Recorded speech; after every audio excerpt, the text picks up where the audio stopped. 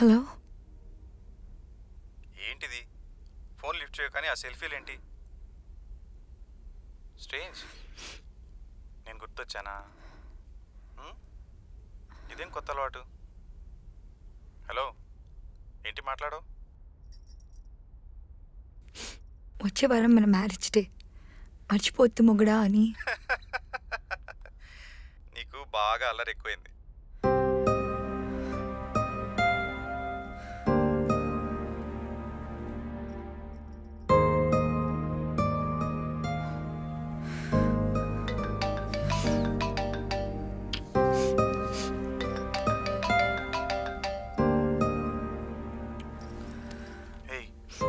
ఏం జరిగింది?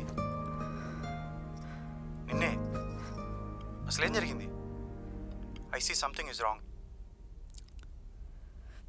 సుప్రియ, ఏం జరిగింది? ఏమైంది? క్యాన్సర్ కావచ్చు. వాట్? 1 వీక్లో తెలుస్తుంది. మరి నాకెందుకు చెప్పలేదు? అంత కంగారు పడుకు. ఇదంతా చాలా మామూలు అంట. 1 డే సర్జరీ, 2 days హాస్పిటల్లో ఉండాలి. తర్వాత మామూలుగా తిరగొచ్చంట. మన పనులు కూడా మనం చేసుకోవచ్చు. ఎందుకు వచ్చింది? ఏమో, నాకేం తెలుసు.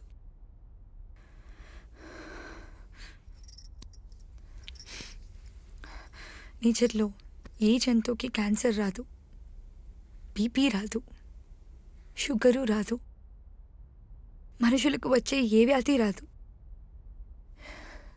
ఎందుకంటే అవి నేచర్కి లోబడి ఉంటాయి. అంటే వాటికి కెరీర్ గోల్స్ ఉండవు, కంపారిజన్స్ ఉండవు, భార్యాభర్తలు వేరే వేరే అడవుల్లో ఉండవు. మీటింగ్, రీప్రొడక్షన్ అన్నీ టైంకే జరుగుతాయి. సో వాటి బాటలో కొత్త మార్పులు రావు. అది కాదు సుప్రియ. లిజన్, మనం వేరే ఏదైనా డాక్టర్ దగ్గరికి వెళ్దాం. Will go for a second opinion. నువ్వు నా పక్కన కూర్చొని మాట్లాడేవాడివి కదా మనం ప్రేమించుకున్నప్పుడు. అలా ఇప్పుడు 2 రోజులకు ఒకసారి మాట్లాడుంటే వచ్చేదే కాదేమో. నన్ను దగ్గరకు తీసుకొని ఉంటే వచ్చేది కాదేమో. నన్ను తరచు ముద్దు పెట్టుకున్నా వచ్చేదే కాదేమో. సుప్రియ, నేను వస్తున్నాను. రిలాక్స్, వద్దు. నేను మేనేజ్ చేసుకోగలను. మళ్ళీ నువ్వు లీవ్స్ అన్నీ వేస్ట్ చేసుకోవద్దు. నువ్వు సరిగ్గా విను, అర్థం చేసుకో. నేను వచ్చేస్తున్నాను ఫర్ ఎవర్. వద్దు. ఏంటి నువ్వు? నేను వచ్చేస్తున్నాను అన్నా కదా. వద్దన్నానా?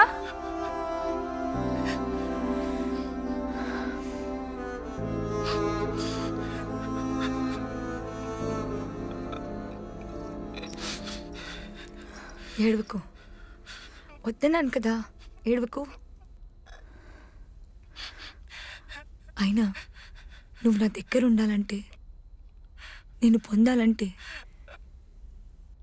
నేనేమైనా కోల్పోవాలా?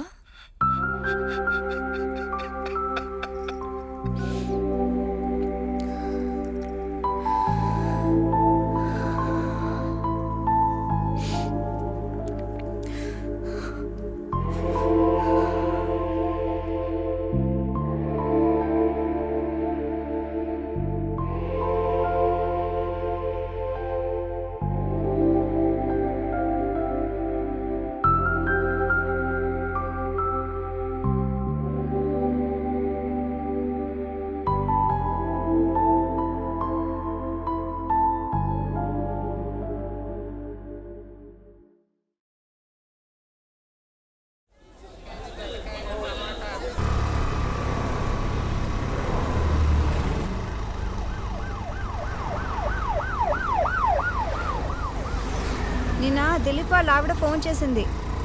ఇవాళ వాళ్ళ పాప బర్త్డే అంట. బర్త్డే పార్టీ ఉంది సాయంత్రం.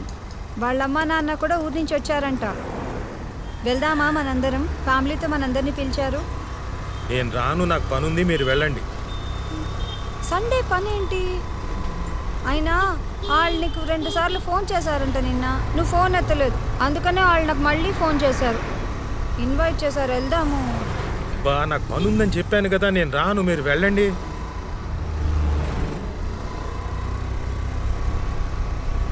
దిలీప్ వాళ్ళ నాన్న నిన్ను చూడాలంటున్నారంట. అయినా నాకు అర్థం కాదు, ఎక్కడికైనా అనేసరికి ప్యాంట్ ఎగేసుకుని తయారవుతావు, కానీ ఇక్కడికి వెళ్దామంటూ ఎప్పుడు వద్దంటావు. అసలు ఏంటి నీ ప్రాబ్లం? బా అలాంటిది ఏం లేదు. దిలీప్ నాకు ఫోన్ చేశాడు, వాళ్ళ పేరెంట్స్ వస్తున్నారని చెప్పాడు కూడా. నాకు నిజంగానే పనుంది, మీరు వెళ్ళండి, ఓకేనా?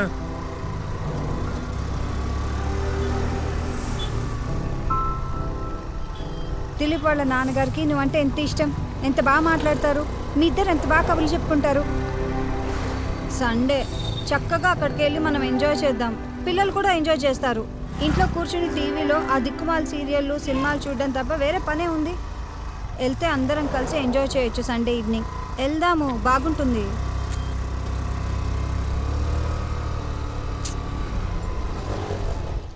నిన్నే వెళ్దాం. ఏంటి మాట్లాడు?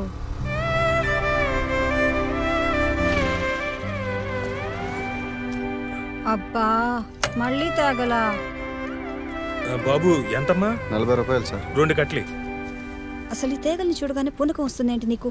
అసలు వీటిని ఎవరైనా తింటారా? నువ్వు తప్ప ఎవ్వరూ తినరు. ఇగో ముందే చెప్తున్నాను, తక్కువ కొను, లేకపోతే పక్కింటాళ్ళకి వాచ్మెన్కి ఇచ్చేస్తాను. బాబు ఇంకో 2 కట్లీ అమ్మా.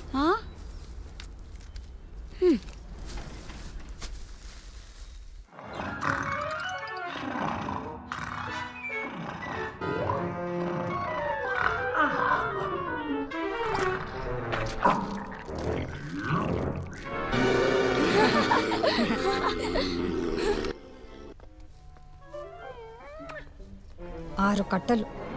మేం బర్త్డే పార్టీకి వెళ్ళొచ్చేసరికి నువ్వు ఒక్కడే కూర్చుని మొత్తం తిని. నీకు తాగాలంటే ఇష్టం కదా, నేను వంట ఉండను. ఒక్కడవే కూర్చుని ఊరేగు. అన్నీ తిక్క పనులు.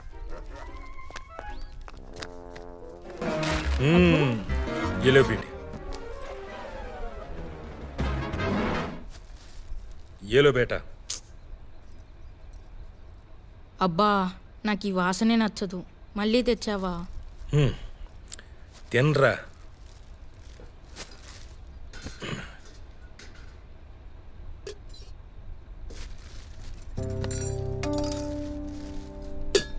మీ అబ్బాకి మామూలుగా ఏదన్నా చెప్తే అస్సలు గుర్తుండదు. తేగలు కనిపిస్తే మాత్రం కొనేస్తాడు, తినమని చంపుతాడు. ఇగో సాయంత్రం బర్త్డే పార్టీకి వెళ్ళాలి, కాసేపు వెళ్ళి పడుకోండి.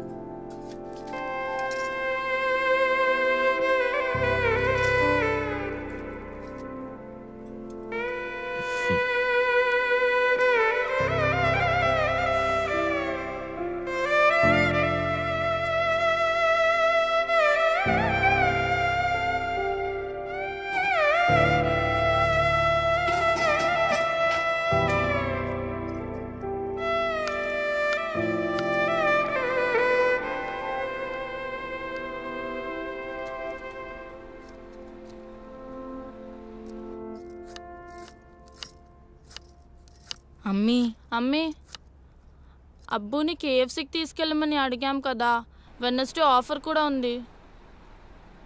కేఎఫ్సీ ఏం లేదు, ఇవాళ మంచి బర్త్డే పార్టీ ఉంది. మీ అబ్బు రానంటున్నాడు, వెళ్ళి అడగండి. సరే. హలో.